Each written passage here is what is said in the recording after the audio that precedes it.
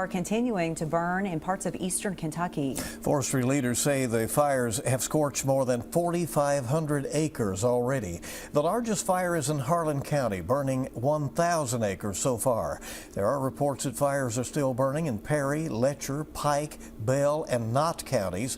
Knott County is also under a complete burn ban as of right now. Firefighters are working around the clock to try to contain the fires. But officials are keeping an eye out for winds that could allow these fires to spread even more. WKYT First Alert meteorologist Alexa Minton talked with state forestry leaders about their efforts.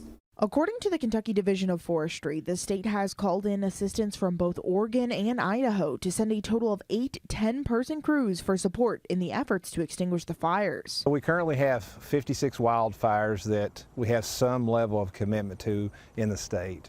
Out of the 56 fires, there are varying levels of containment, and crews are focusing on containing each fire before fully extinguishing the flames.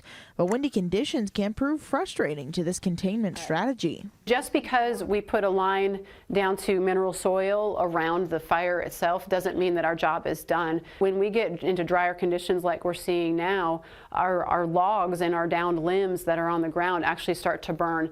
And those will kick up embers. If we have those windy conditions, they'll throw the embers across our fire line that we've just created and then start what we call spot fires outside the line. Back in August during the Maui wildfires, winds played a big role in the spreading of the fires, with wind gusts reported up to 67 miles per hour in some spots due to a nearby hurricane.